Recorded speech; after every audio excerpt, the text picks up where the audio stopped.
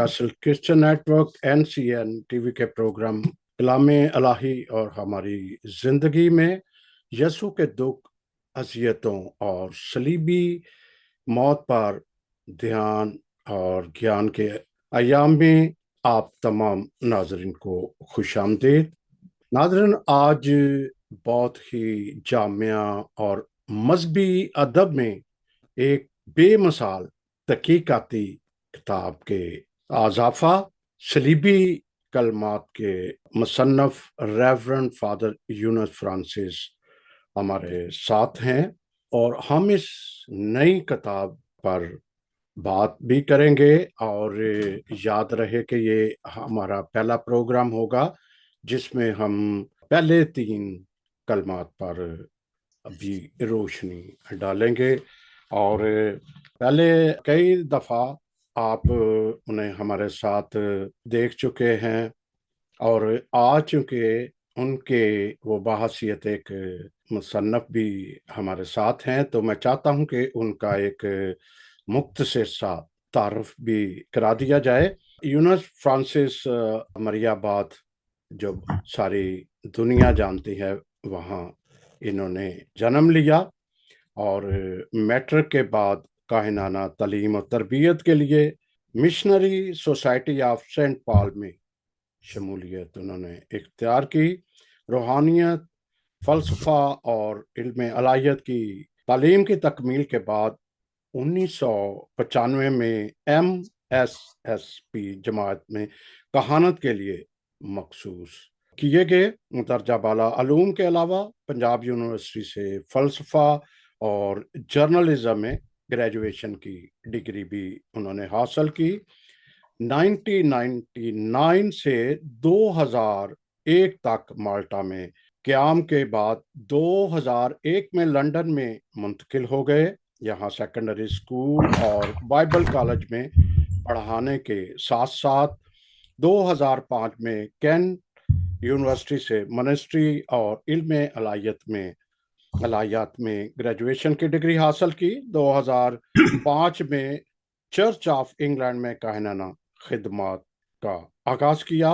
2017 में मुख्तलिफ पैरिशेस में काहिनाना खिदमत के तराफ में आपको diocese of Cedric London cathedral का एजाज कैनन मुकर्रर किया गया।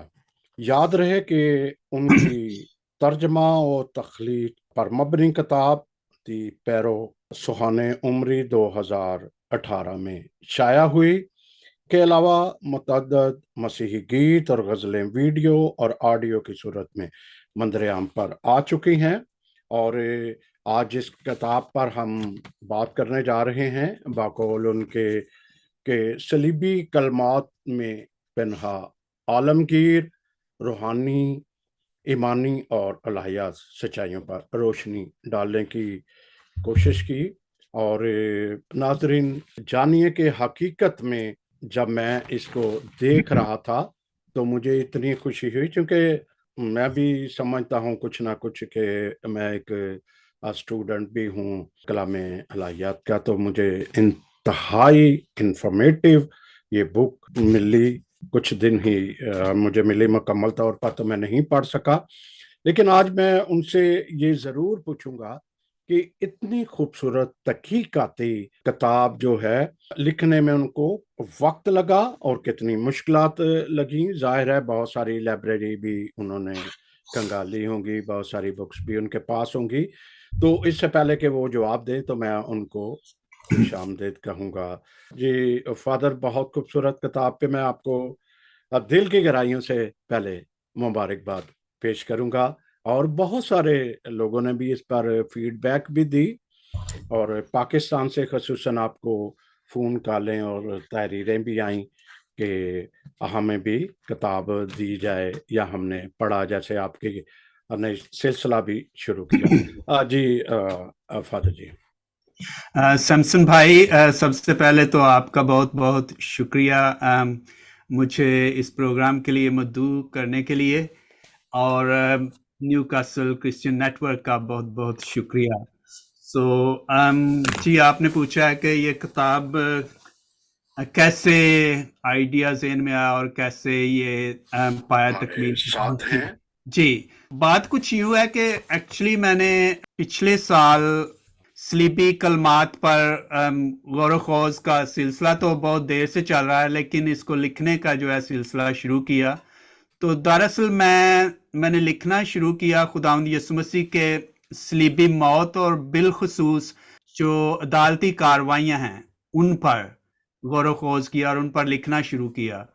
तो वो लिखते वो पेजेस जो हैं वो बढ़ते गए। तो ये एक्चुअली जो सलीबी कलमात हैं वो उस किताब का दूसरा हिस्सा होना थे। तो जब पेजेस सफ़ात जो है 350 तक पहुंच गए, 350 तक, तो मैंने सोचा कि चलो सलीबी कलमात को लहदा शाया करते हैं और जो दूसरा हिस्सा है वो बाद में करेंगे, जिसको मैं राह सलीब पर गौर ख़ौज़ का जो है वो टाइटल देना चाहता हूँ। तो ये उसका दूसरा हिस्सा है उस किताब का। तो ये बनते बनते बस 227 पेजेस बन गए। तो सिलसिला तो सलीबी कलमात पर गौर ख़ौज़ का बहुत देर से जारी है, हम यानी कि करते रहे हैं चर्चेज में, मुख्तलिफ प्रोग्राम्स में। तो लिखने का ख्याल पिछले साल आया कि क्यों ना इस पे मज़ीद कुछ गौर ख़ौज़ किया जाए, इनका जो पस मंज़र है इनके पीछे कलमात का, वो उनके बारे में गौर ख़ौज़ किया जाए, इसकी हिस्टोरिकल जो तारीख़ी तौर पर कब कैसे ये सिलसिला शुरू हुआ, कहाँ से शुरू हुआ, फिर ये कैसे कैसे आगे बढ़ता हुआ आजकल हमारे तमाम कलीसियाओं में, चाहे उनका ताल्लुक किसी भी डिनोमिनेशन से हो, तो जो सलीबी कलमात पर जो ध्यानो ज्ञान है वो ख़ास तौर पर पाक जुमा को, लेकिन उसके अलावा भी रोज़ों के दौरान जो इसको ख़ास अहमियत दी जाती है।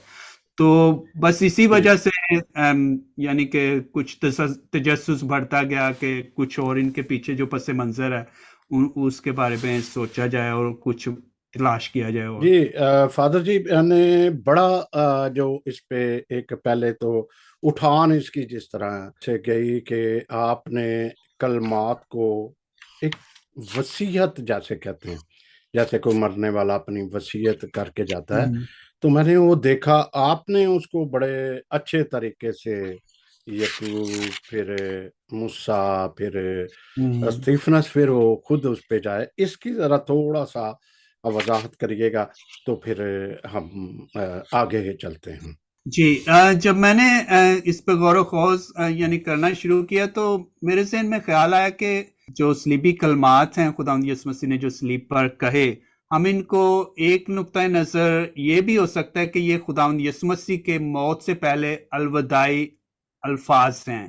तो इस लिहाज से मैंने सोचा और किताब में भी मैंने लिखा है कि ये इंसानी फितरत है कि जब इंसान करीबुल मर्ग होता है तो अक्सर अपने अजीज़ो कारब को अपनी दानिश और हिकमत और अपने तजुर्बात की रोशनी में कुछ हदायत और मशवरा जात देता है, और वो जो आखिरी वक्त में अल्फाज कहे गए होते हैं उनकी बहुत अहमियत होती है, लोग उनको बरसों याद रखते हैं। तो इसी तरह हम कह सकते हैं कि ये भी खुदावंद यीशु मसीह के सलीब पर कहे गए अलविदाई अल्फाज हैं। तो जब मैंने अलविदाई अल्फाज के बारे में सोचना शुरू किया तो मैंने सोचा कि बाइबल मुकद्दस में और कौन सी ऐसी शख्सियत हैं जिन्होंने अपनी मौत से पहले कुछ अलविदाई अल्फाज कहे हों, और उनमें और खुदावंद यीशु मसीह के कहे गए अल्फाज में क्या फ़र्क है। तो मेरे मुताला के मुताबिक, जो मैंने तहकीक के मुताबिक जो कंक्लूड किया, उसके मुताबिक मुझे जो मिले, मैं इसको कोई हतमी तहकीक नहीं कह रहा, मैं अपने इल्म तक महदूद रख रहा हूं, जो मुझे मिले उसमें मुझे 3 मसाले मिली। एक याकूब के अलविदाई अल्फाज, दूसरे मूसा के अलविदाई अल्फाज, और तीसरे मुकद्दस स्तिफानुस के। तो किताब में मैं उनके हवाला जात जो हैं वो भी दिए हैं। तो याकूब, मूसा और स्तिफानुस, जो मैंने फिर जिस नतीजे पे मैं पहुंचा, उनके अल्फाज उनकी अपनी ज़ात, खास तौर पर याकूब और मूसा के, और याकूब के अल्फाज उसकी औलाद तक महदूद थे, तो उनको वो बरकत देता है, नसीहत करता है और बताता है कि कैसे उनको जिंदगी गुजारनी चाहिए। इसके बाद मूसा तमाम कबाइल के लोगों को बुलाकर उनको नसीहत देता है, उनके लिए दुआ करता है, उनकी बरकत चाहता है और उनको बताता है कि खुदावंद ने उनकी ज़िंदगी में क्या क्या किया और उनको कैसे ज़िंदगी गुजारनी चाहिए। स्तिफानस अपने इख्तितामी अल्फाज में माफ़ी का जो है, जैसे खुदावंद यीशु मसीह ने माफ़ किया, उन्हीं उसी पर चलते हुए दूसरों को माफ़ करते हैं और उनकी माफ़ी की यानी कि दुआ करते हैं।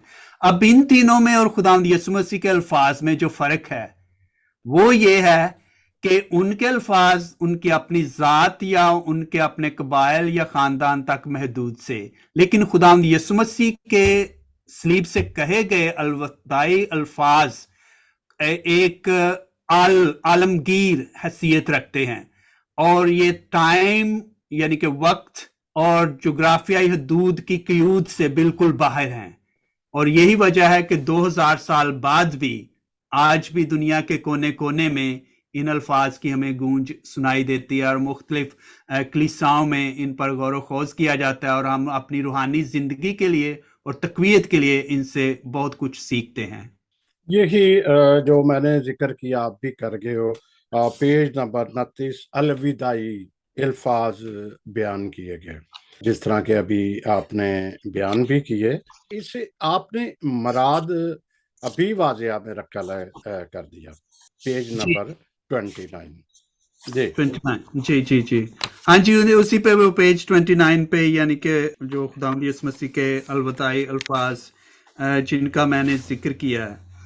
तो इसके अलावा जो शुरू में एक बात जो मुझे बड़ी अच्छी लगी कि जब मैंने इस पे गौर खोज किया और खुदावंद यीशु मसीह की ज़ात का मुवाजना दूसरों से किया, तो उसमें मैं एक 2-4 लाइनें पढ़ना चाहूँगा, यानी कि खुदावंद यीशु मसीह के ज़ात के हवाले से जो मैंने किताब में लिखी हैं। पेज 13 पे है यह कि खुदावंद यीशु मसीह को मसलूब करने वालों और उससे मसलूब होते देखने वालों के लिए कलवरी के मनाज़िर कोई नई बात नहीं थी, क्योंकि वहाँ मौजूद लोग जो हैं वो यानी कि आए रोज़ देखते रहते थे कैसे लोगों को मसलूब किया जाता है।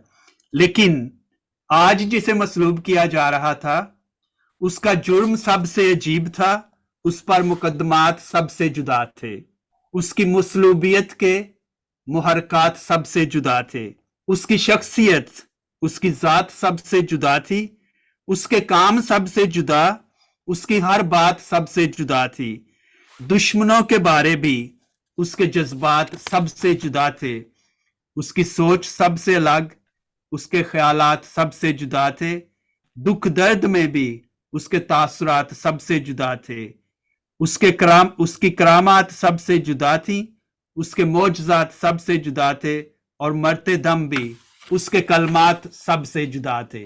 तो ये अलविदाई अल्फाज का है, यानी कि दूसरों की निस्बत और खुदावंद यीशु मसीह के जो अलविदाई अल्फाज हैं उनमें कैसे ज़मीन आसमान का फ़र्क है। जी आगे बढ़ते हैं फिर पेज नंबर 34 और आखिर 7 कलमात को ही क्यों, और फिर आपने जो बड़ी चाबक दस्ती या बड़ी तहकीकात करते हुए बड़ा 7 के लफ्जों को या उसके मानों को बड़े खूबसूरती से जो है वो बढ़ाया अकॉर्डिंग टू द बाइबल और अंजील मुकद्दस के मुताबिक। जी जब मैंने वो लिखना शुरू किया तो यानी कि 7 कलमात पर गौर खोज शुरू किया तो इस मेरे ज़हन में ख्याल है कि बाइबल में हम सब जानते हैं कि अदाद जो हैं या हिंसे जो हैं वो ख़ास रूहानी और इलाहियाती माने रखते हैं।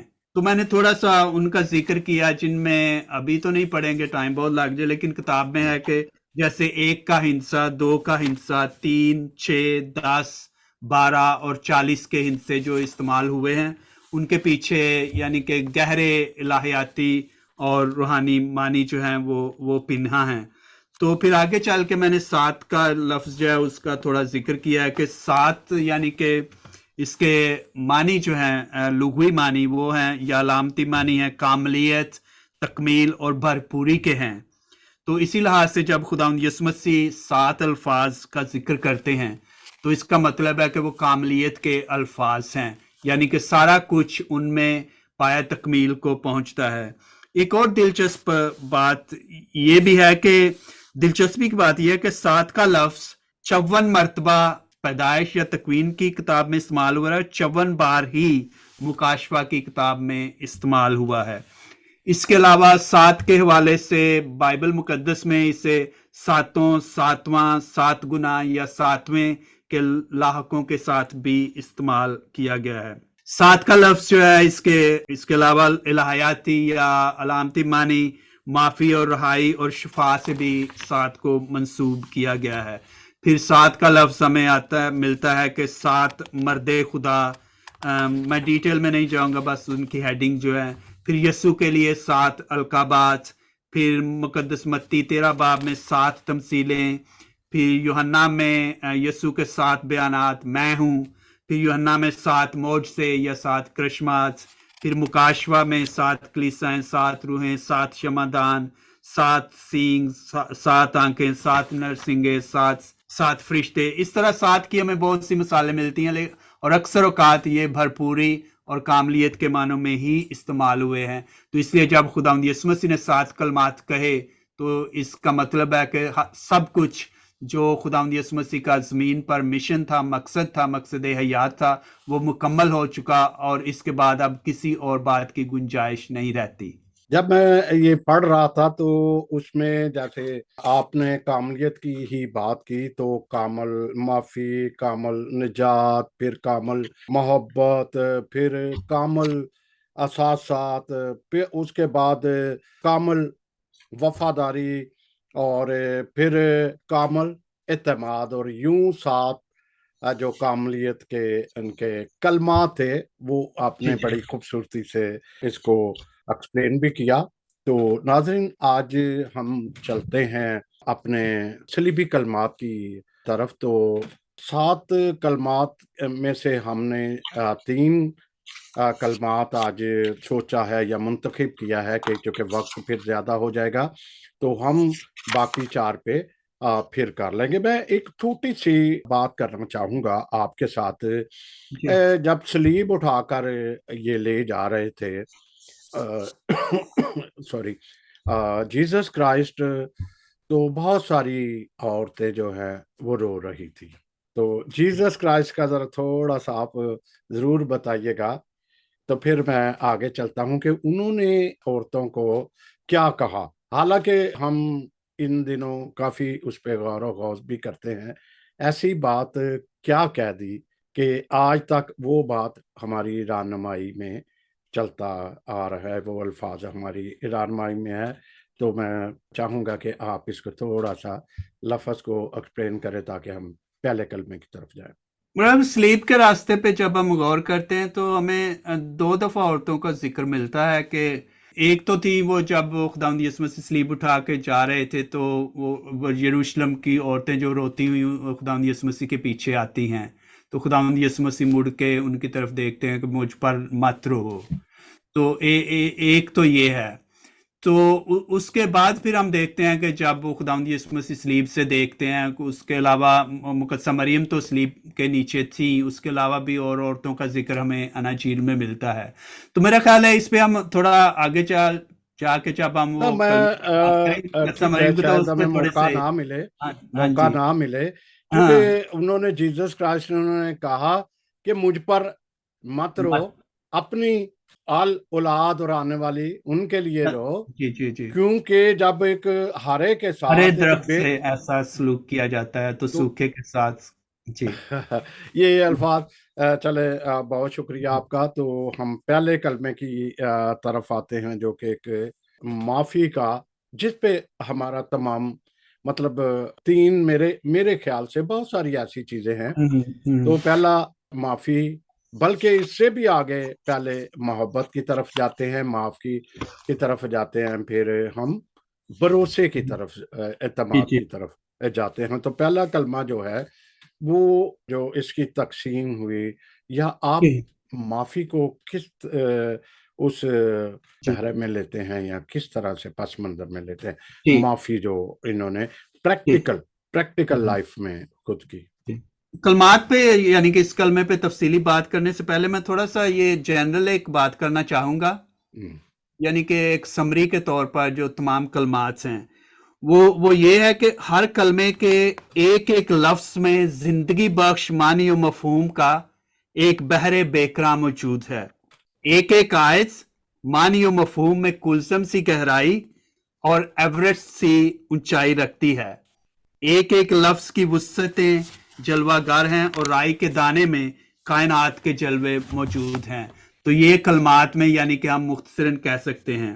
اس کے بعد ایک اور اہم بات جو ہے وہ بہت سے لوگ بشریت کی الوہیت کی جب ہم بات کرتے ہیں تو ان پہ آگے جا کے بھی ہم غور کریں گے. لیکن ایک بات یاد رکھنے کی ہے کہ یہ میں نے پیج 58 پہ لکھا ہے کہ خداوند یسوع مسیح نے صلیب پر جو کچھ کہا وہ انسانی نہیں بلکہ آسمانی تھا. وہ حادثاتی نہیں بلکہ الہیاتی تھا. وہ دنیاوی نہیں بلکہ روحانی تھا. وہ جذباتی نہیں بلکہ معجزاتی تھا.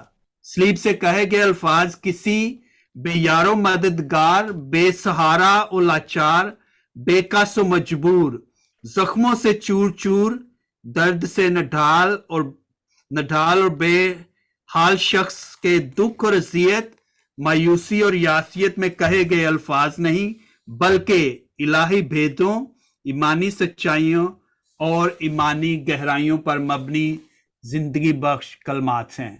تو یہ بات بہت اہم ہے. یہ کئی دفعہ ہم کرتے ہیں نا کہ خداوند یسوع مسیح کو شاید خدا نے انہیں چھوڑ دیا تھا یا خدا انہیں بھول گیا تھا، میرے باپ تو نے مجھے کیوں چھوڑ دیا. یہ ان سب میں الہیاتی بھید پنہا ہیں، جو بھی ایک ایک لفظ ہے، ایک ایک بات ہے، ایک ایک کلمہ ہے. اب ہم آتے ہیں پہلے کلمے کی طرف. پہلا کلمہ، تو پہلے کلمے میں ہم کیا دیکھتے ہیں؟ اس کو ہم میرے خیال میں 4 حصوں میں تقسیم کر سکتے ہیں، یعنی کہ اس کے معنی اور اس کی معنویت کو بہتر طریقے سے سمجھنے کے لیے. وہ 4 حصے کون سے ہیں؟ کیسے ہم ان کو 5 حصوں میں تقسیم کر سکتے ہیں؟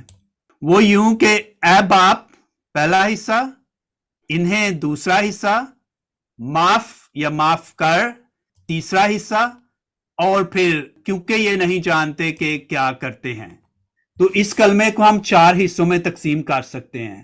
تو کتاب میں تو میں نے بہت ڈیٹیلز کے ساتھ لکھا ہے کہ اے باپ، لیکن مختصراً یہ کہوں گا کہ اے باپ لفظ کو سمجھنا بہت ضروری ہے. کیوں؟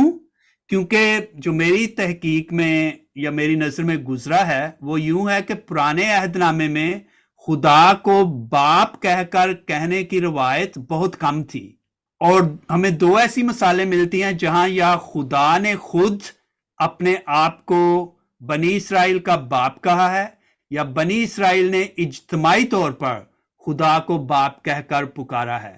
لیکن دلچسپی کی بات یہ ہے کہ انفرادی طور پر کہیں بھی خدا کو ذاتی طور پر باپ کہہ کر نہیں پکارا گیا. یہ کہا گیا کہ تو ہمارا باپ ہے. یہ بہت کم کہا گیا کہ تو میرا باپ ہے، یعنی کہ خدا کے لیے. اور پھر ہم دیکھتے ہیں کہ جو میری نظر میں گزرا ہے کہ پرانے عہد نامے میں خدا کے لیے باپ کا لفظ تقریباً 15 مرتبہ استعمال ہوا ہے، لیکن نئے عہد نامے میں یہ لفظ جو اناجیل متفقہ جن میں مقدس متی، مرکس اور لوکا کی انجیل آتی ہیں، ان میں کم سے کم 65 مرتبہ خدا کے لیے باپ کا لفظ، اور یوحنا کی انجیل میں کم سے کم 100 مرتبہ خدا کے لیے باپ کا لفظ استعمال کیا گیا ہے. اور اس میں ایک اور خوبصورت بات یہ ہے کہ خداوند یسوع مسیح نے جو پرانے عہد کی روایت تھی کہ اجتماعی طور پر خدا کو باپ کہنا، اس کو بدلا اور انفرادی طور پر نہ صرف خود خدا کو باپ کہا بلکہ ہمیں بھی خدا کو باپ کہہ کر پکارنے کا شرف بخشا. تو پہلی بات تو یہ ہے کہ اس پر غور و خوض کرنا کہ اے باپ، اس کی اہمیت، اس کا تاریخی پس منظر، بائبلی پس منظر. تو اس کا دوسرا حصہ کہ انہیں معاف کر. تو انہیں سے کیا مراد ہے؟ وہ کون لوگ ہیں جن کے لیے خداوند یسوع مسیح دعا کر رہے ہیں کہ اے باپ انہیں معاف کر؟ انہیں کے بارے میں بات کرنے سے پہلے میں ایک اور بات کہوں گا کہ کم سے کم تمام کلمات جو ہیں ان میں کوئی نہ کوئی ہمیں پیشنگوئی پوری ہوتی نظر آتی ہے. تو جو پہلا کلمہ ہے اس میں کون سی ایسی پیشنگوئی ہے جس کی تکمیل کی ہم بات کر سکتے ہیں؟ تو بہت سے بائبل کے جو مفسرین ہیں وہ یہ کہتے ہیں کہ خداوند یسوع مسیح کے پہلے کلمہ اے باپ انہیں معاف کر کیونکہ یہ نہیں جانتے کہ کیا کرتے ہیں، ان میں شاع نبی اس کے 53 باب کی پیشنگوئی جو ہے وہ پوری ہوتی ہے، جس میں کچھ یوں لکھا ہے: اس لیے میں بہتروں کو اس کا حصہ کر دوں گا اور بے شمار لوگ اس کی غنیمت ہوں گے، کیونکہ اس نے اپنی جان موت کے حوالے کر دی اور بد کرداروں کے ساتھ شمار کیا گیا، پس اس نے بہتیروں کے گناہ اٹھا لیے اور بد کرداروں کا شفیع ہے۔ یعنی کہ شفیع ہے، شفاعت کرنے والا ہے، ان کے لیے دعا کرنے والا ہے، ان کے لیے التجا کرنے والا ہے۔ تو اس کلمہ میں ہمیں یہی پیشن گوئی پوری ہوتی نظر آتی ہے کہ خداوند یسوع مسیح نے جب صلیب سے کہا کہ اے باپ انہیں معاف کر کیونکہ یہ نہیں جانتے، تو اس میں اشعیاء نبی 53 باب کی پیشن گوئی پوری ہوتی ہے۔ پھر ہم نے اے باپ کا ذکر کیا، اب انہیں سے کیا مراد ہے؟ تو جب میں نے انہیں کے بارے میں کچھ لکھنے کی کوشش کی ہے کہ ان سے کیا مراد ہے، یہ کن کے بارے میں، اور وہ کون لوگ ہیں جنہیں خداوند یسوع مسیح معاف کرنا چاہتے ہیں، تو اس میں تقریباً سبھی لوگ آ جاتے ہیں اور جو وہاں پہ تھے۔ اس میں 101 پیج پہ میں نے لکھا ہے، ان میں شامل تھے فقی، فریسی، بزرگ، کاہن اعظم حنان اور قیافہ، اسے پکڑنے اور پکڑوانے والے، اس پر جھوٹے الزامات لگانے والے، اسے ذلیل و رسوا کرنے والے، ٹھٹھے اور تمانچے مارنے والے، اس کے سر پر کانٹوں کا تاج رکھنے والے، اس کے نرم و نازک بدن پر کوڑے برسانے والے، اسے ارغوانی پوشاک پہنانے والے، سلیب دو کے نعرے لگانے والے، اسے ناحق سلیبی موت کی سزا سنانے والے، اسے سلیب اٹھا کر چلنے پر مجبور کرنے والے، اس کی پوشاک پر کرا ڈالنے والے، اسے سلیب پر کیلوں سے جڑنے والے، اسے سرکہ پلانے والے، اس کی پسلی کو نیزے سے چھیدنے والے، اور پینتوس پلاتوس ہیرودیس اور میں اور آپ۔ جی، تو اس معافی یہ کن کے لیے؟ میرے خیال سے کہ وہ نہ سمجھتے ہوئے بھی نہ سمجھیں گے۔ جی جی جی جی، یہ اس میں انہیں میں ہم یعنی کہ ہم اس لحاظ سے کہ ہمارے گناہ، کیونکہ ہم کہتے ہیں نا ہمارے گناہوں کے بدلے ہی وہ اس نے خداوند یسوع مسیح نے اپنی جان کے ساتھ کفارہ دیا، تو اس میں شامل ہیں ہم، میں اور آپ بھی اور ہم سب بھی۔ تو خداوند یسوع مسیح صلیب سے ہم سبوں کے لیے بھی دعا کر رہے ہیں۔ تو یہ تو ہو گیا اے باپ انہیں۔ پھر معافی کا جو ہے اس کے بارے میں جب میں نے تھوڑا غور و خوض کیا تو اس کے ابتدائی الفاظ میں نے یوں کہا کہ خداوند یسوع مسیح نے زندگی بھر جو کیا، جو کہا، وہ کیا۔ دنیا میں ہمیں اور کوئی ایسی ہستی نہیں نظر آتی جس نے جو کہا ہو وہ کیا ہو۔ تو خداوند یسوع مسیح کائنات میں واحد ہستی تھے اور ہیں جنہوں نے جو کہا وہ کیا۔ تو اس کو میں نے معافی کے ساتھ یوں جوڑا ہے، جب اسی کلمہ کی ہم بات کرتے ہیں خداوند انہیں معاف کر، تو اس میں ہم دیکھتے ہیں کہ خداوند یسوع مسیح نے بارہا اپنی تعلیم میں معافی کا پیغام دیا کہ ہمیں کیسے کتنی دفعہ لوگوں کو معاف کرنا چاہیے، 7 کے 70 بار، اور جب کوئی ایک گال پہ تھپڑ مارے دوسری بار، اور اگر تو التار کی طرف جائے تو تجھے یاد آیا کہ تیرے بھائی نے تیرے خلاف کوئی گناہ کیا ہے تو اپنا نذرانہ وہیں چھوڑ اور جا کے صلح کرو۔ یہ یعنی کہ معافی کی تعلیم خداوند یسوع مسیح کی تعلیم کا اہم حصہ رہے زندگی بھر۔ تو انہوں نے نہ صرف جو کہا وہ کیا بھی۔ اب دیکھیں ہم اتنے دکھ اور اذیت اور تکلیف کی حالت میں بھی خداوند یسوع مسیح صلیب پر سے کیا پیغام دیتے ہیں؟ معافی کا۔ اے باپ انہیں معاف کر کیونکہ یہ نہیں جانتے کہ کیا کرتے ہیں۔ تو معافی جو ہے وہ خداوند یسوع مسیح نے نہ صرف اس کی تعلیم دی بلکہ وہ خود انہوں نے کر کے دکھایا۔ جی، دعائے ربانی بھی آپ دیکھیں، اس میں بھی معافی کا انہوں نے تاکید کی، جبکہ ہم روزانہ میرا خیال ہے کتنی دفعہ اے ہمارے باپ پڑھتے ہیں، لیکن پریکٹیکل میں میرا خیال وہ نہیں چیز لیتے۔ خیر آگے بڑھتے ہیں۔ تو اسی طرح پھر دوسرا کلمہ جو ہے وہ کامل نجات کا کلمہ ہے، جہاں بڑی واضح ایک مثال انہوں نے اپنے اختیارات کو بھی کہا کہ وہ زمین و آسمان، یہاں کے وہ جنت کا بھی، فردوس کا بھی خالق اور مالک ہیں۔ تو جس طرح کے 2 ڈاکوؤں کی بھی کافی سارا پس منظر ہے، لیکن ہم آج یہی دیکھتے ہیں کہ نجات پہ آپ کس طرح اس کلمے کو لیتے ہیں۔ جی، پہلا جو میں نے جس طرح اسے بیان کرنے کی کوشش کی ہے وہ یعنی کہ اس کلمے کا پس منظر جو ہے اس کو سمجھنے کی کوشش کی ہے۔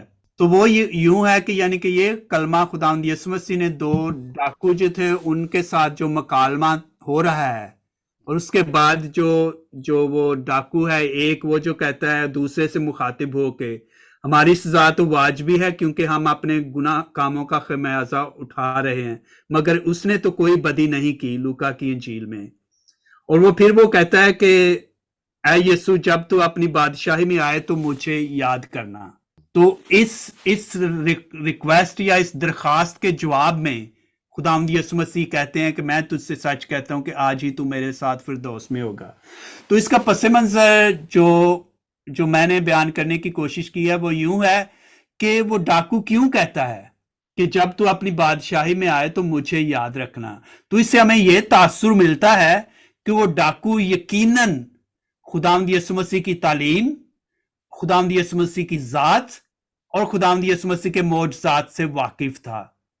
وہ یقیناً جانتا تھا کہ خداوند یسوع مسیح کون ہیں، اور وہ یہ بھی جانتا تھا کہ خداوند یسوع مسیح کی بادشاہی کی تعلیم جو ہے اس سے بھی یقیناً وہ آگاہ تھا، ورنہ وہ اچانک ہی تو نہیں کہہ سکتا تھا نا کہ جب تو بادشاہی میں آئے تو مجھے یاد رکھنا، یہ یاد کرنا۔ تو یقیناً اس نے خداوند یسوع مسیح سے یا دوسروں سے خداوند یسوع مسیح کی بادشاہی کے بارے میں سن رکھا تھا یا سن رکھا ہوگا، اسی لیے اب اسے موقع ملتا ہے تو وہ کہتا ہے کہ جب تو اپنی بادشاہی میں آئے تو مجھے یاد رکھنا۔ تو اس میں ہمیں ایک ایمان کا اقرار بھی نظر آتا ہے، وہ اپنے ایمان کا اقرار کرتا ہے، خداوند یسوع مسیح کی ذات پر ایمان لاتا ہے اور اسے مسیحا یا نجات دہندہ مانتا ہے۔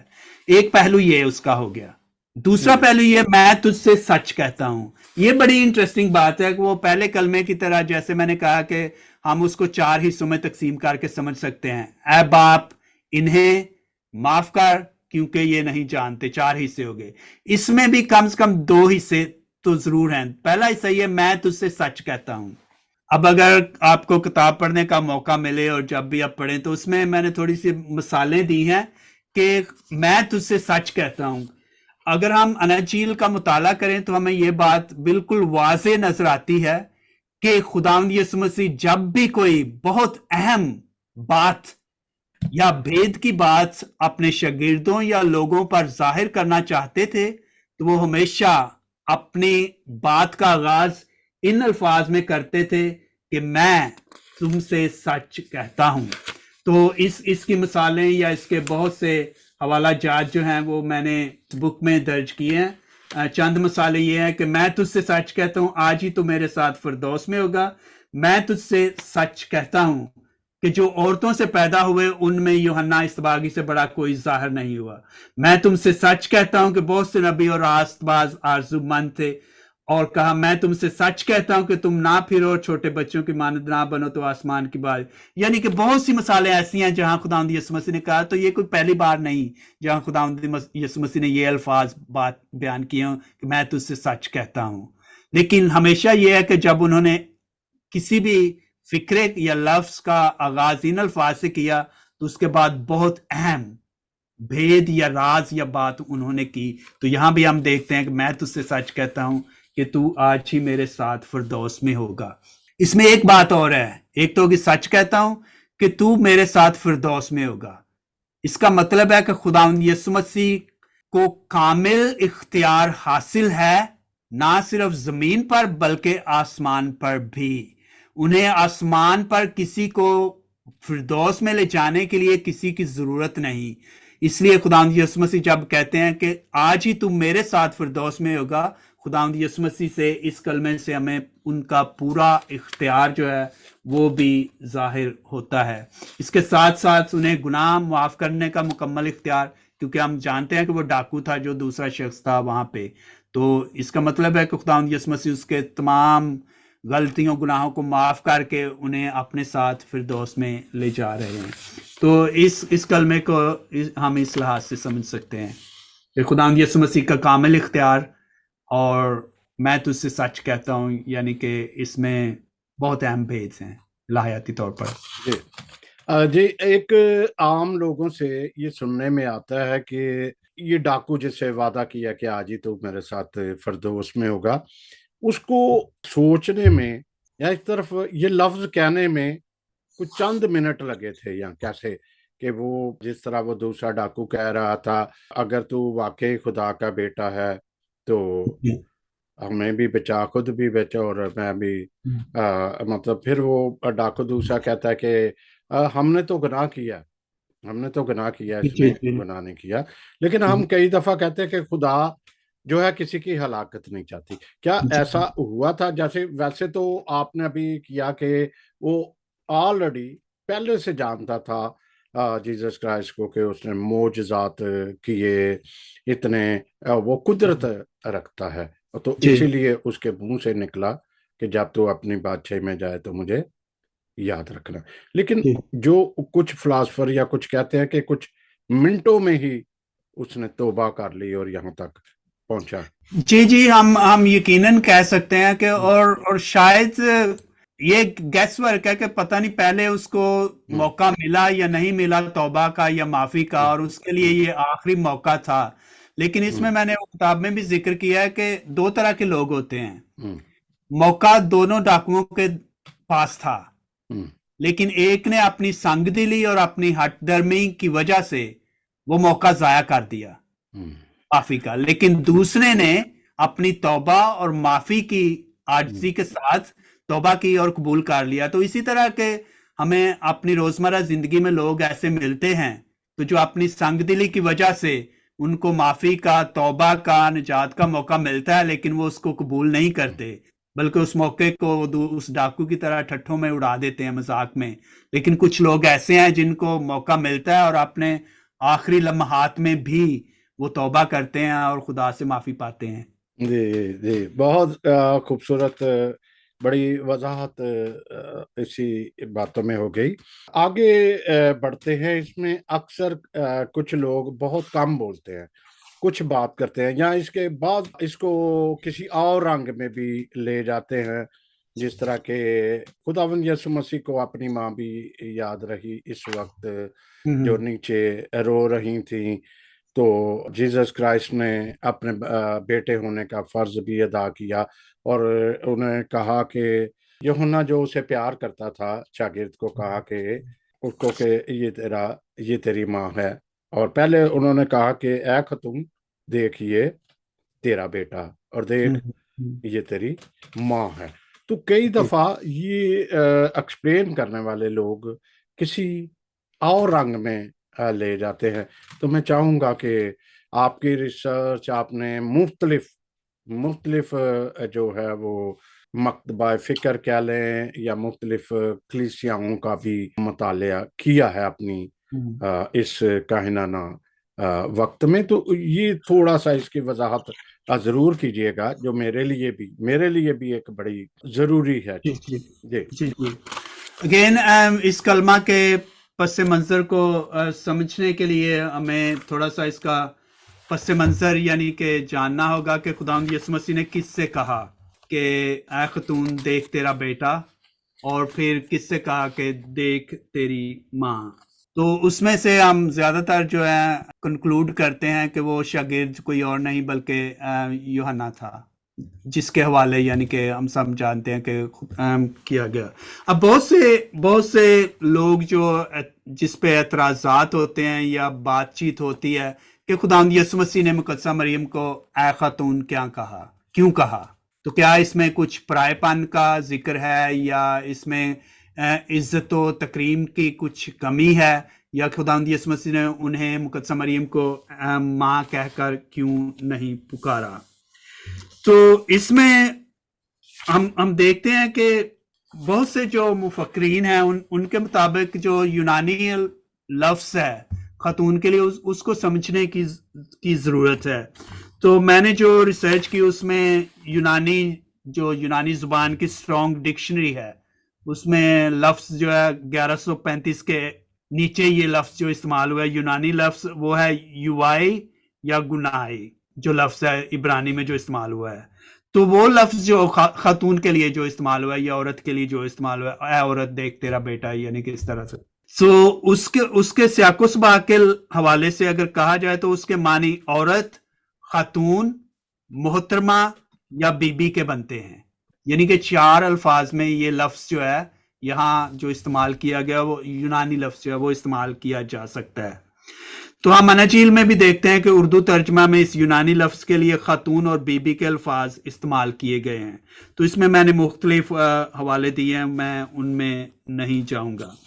لیکن اس لفظ سے خداوند یسوع مسیح کی یہ مراد ہرگز نہیں تھی کہ اس میں کوئی عزت و تکریم کی کمی ہے یا اس میں کوئی پرایا پن ہے. یہ بات تو بالکل نہیں ہے، ٹھیک ہے. لیکن جو اس کی 4 تشریحات کی جاتی ہیں کہ اے خاتون کہنے کا مقصد کیا ہو سکتا ہے الہیاتی طور پر، تو وہ 4 تشریحات کا میں یوں ذکر کروں گا کہ پہلی تشریح جو الہیاتی طور پر کی جاتی ہے وہ یوں کی جاتی ہے کہ جو لوگ کہتے ہیں نا جسمانی رشتوں کا تعلق جو ہے وہ یعنی کہ خداوند یسوع مسیح سے اور مقدسہ مریم سے یا اس کے اور بھی بہن بھائی تھے یا اس طرح کی باتیں جو کرتے ہیں.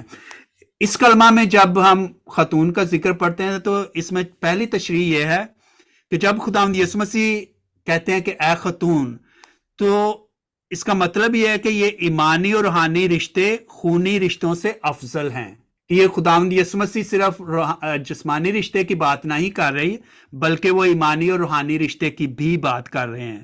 خداوند یسوع مسیح کا اپنی ماں کو خاتون کہہ کر پکارنا اس حقیقت کی طرف اشارہ کرتا ہے کہ ان کے نزدیک ایمانی رشتے انسانی رشتوں سے زیادہ افضل ہیں.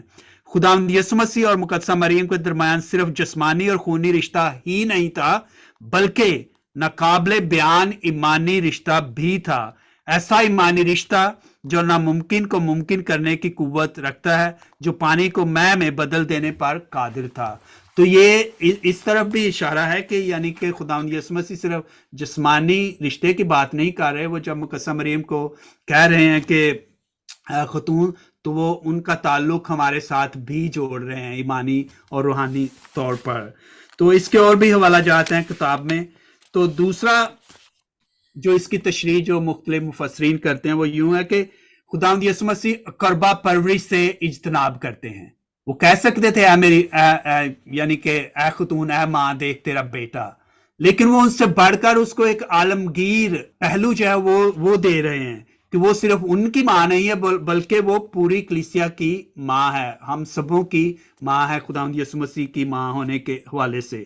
تو دوسری تشریح میں نے کچھ یوں لکھا ہے، مفسرین اس کلمہ کی دوسری تشریح یوں کرتے ہیں کہ خداوند یسوع مسیح کی زندگی کا مقصد محض عزیز و اقارب کو خوش کرنا اور ان کی خواہشات کی تکمیل نہیں تھا بلکہ دنیا بھر کی نجات تھی.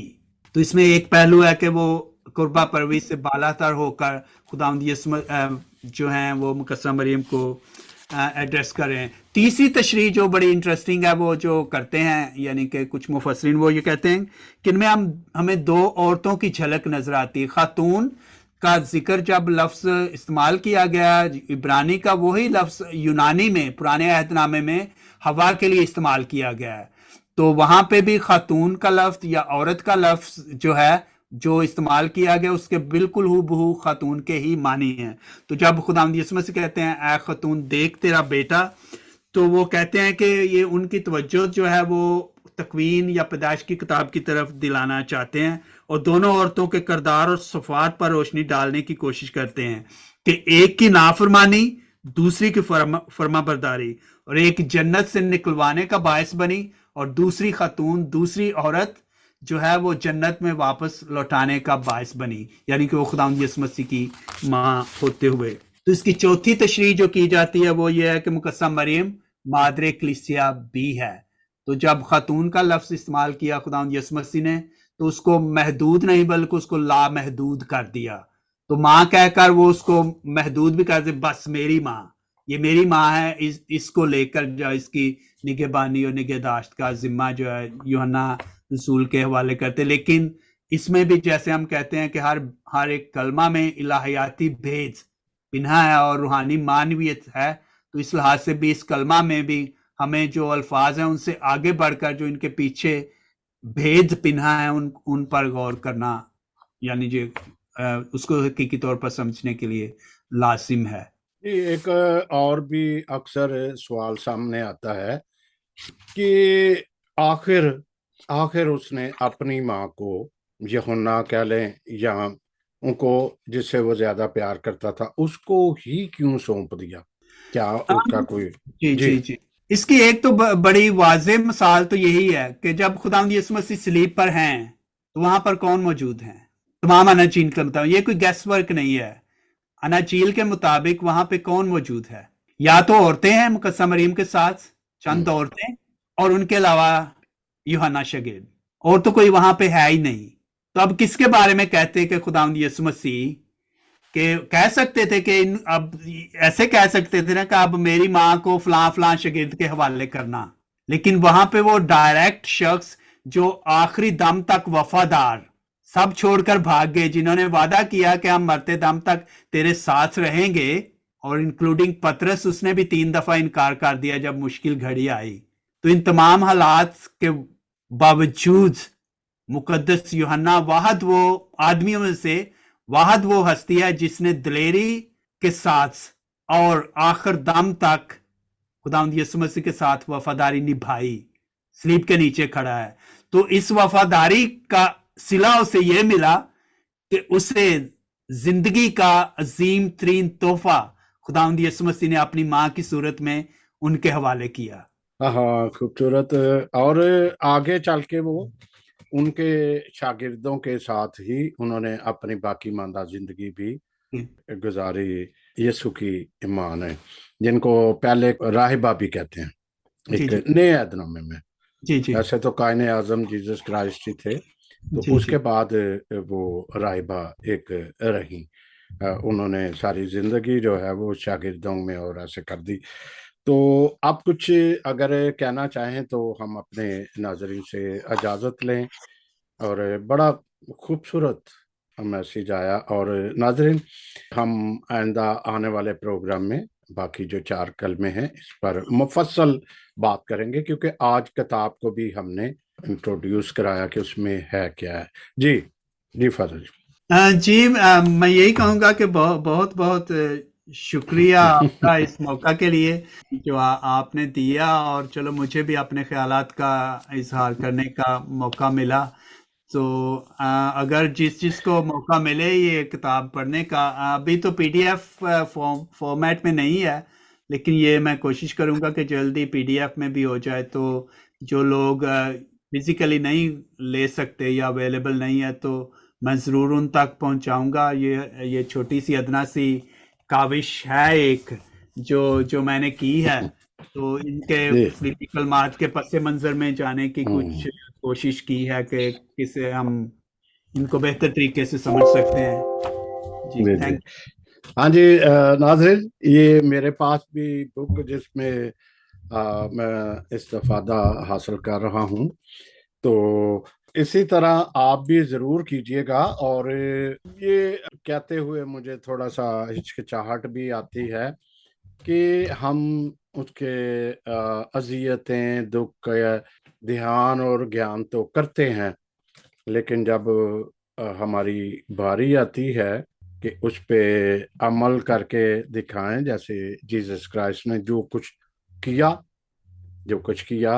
انہوں نے اپنی عملی زندگی میں انہوں نے ایک عملی اپنایا بھی اور کر کے بھی دکھایا۔ اسی لیے جب بہت سارے انہوں نے جان دی تو آسمان بھی رویا، زمین بھی کانپی، اور لوگوں کے منہ پہ یہی تھا کہ یہ واقعہ ہی خدا کا بیٹا ہے، اور اس پانی سے جو صلیب سے آیا بڑے معجزات ہوئے، جس میں اگر آپ بینہار آپ نے فلم دیکھی یا نہیں دیکھی تو اس کا جو مصنف تھا وہ ڈھونڈ رہا تھا کہ خدا ہے یا نہیں ہے یا جیسس کرائسٹ میں، تو پھر ان کو یہ معجزات ملے جس کی فلم بنائی اور بڑے سارے ایوارڈ اس نے حاصل کی۔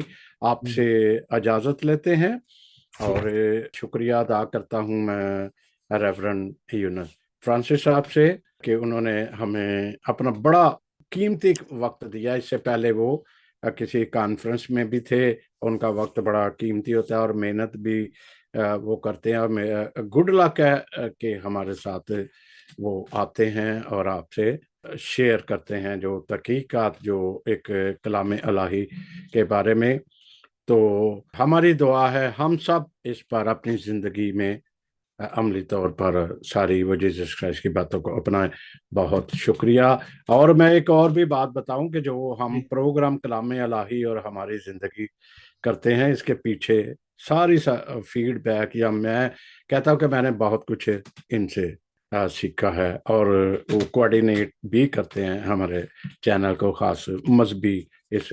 तो बहुत शुक्रिया। खुश रहिएगा, आबाद रहिएगा आप सब, और सलामत रहिएगा। Thank you. Thank you. God bless you all. Thank you. God bless you. Bye. Good. Bye.